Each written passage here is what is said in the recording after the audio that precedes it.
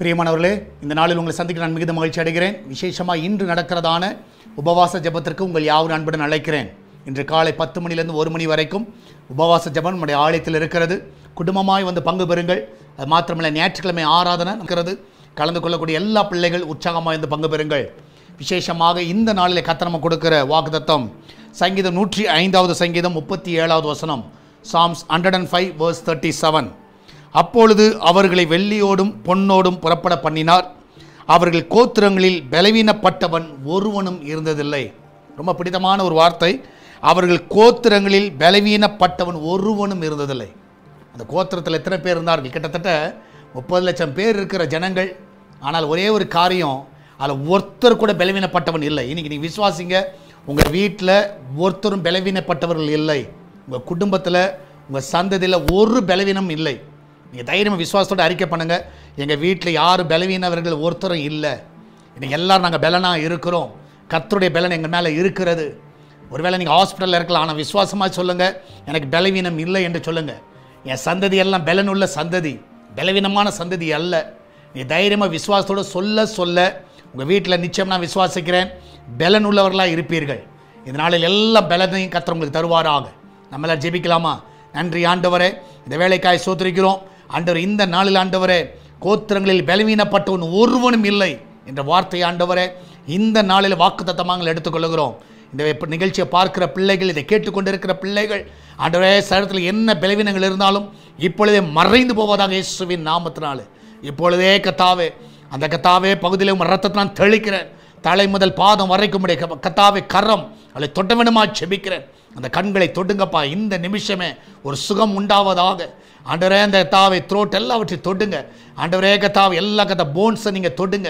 ஆண்டவரே, எல்லா ஸ்கின்னை நீங்கள் தொடுங்க. ஆண்டவரே, இந்த வேளையில் கர்த்தா அந்த பிளட்டை நீங்கள் தொடுங்க. ஆண்டவரே, அந்த வயிற்று பகுதியை தொடுங்க. ஆண்டவரே, இயேசுவின் நாமத்தினாலே அந்த பலவீனெல்லாம் மறைந்து போவதாக.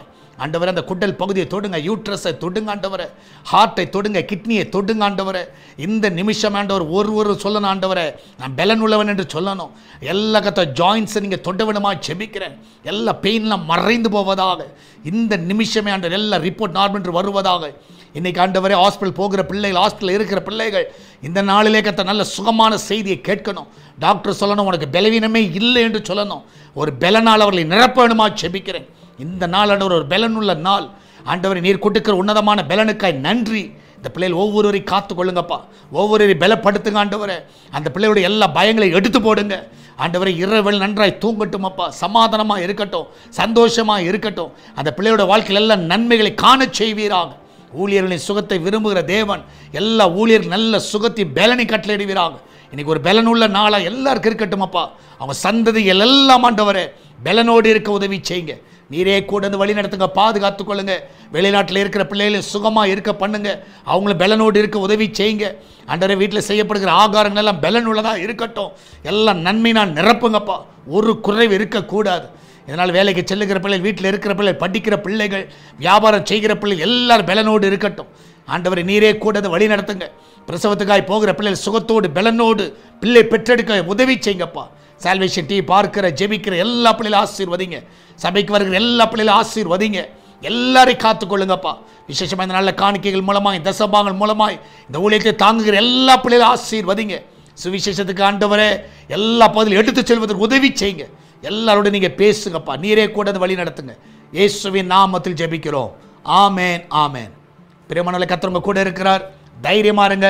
இன்றைக்கி அறிக்கை பண்ணிகிட்டே போங்க. எங்கே போனாலும் கர்த்தர் பலனாக இருக்கிறார். கர்த்தருடைய பலன் என் மேலே இருக்கிறது. என்னை பலப்படுத்துகிற கிறிஸ்துவினாலே எல்லாவற்றையும் எனக்கு பலன் உண்டு. நிச்சயமாக பலனோடு இருங்கள். கர்த்தர் உங்களை ஆசீர்வதிப்பாராக. God bless you.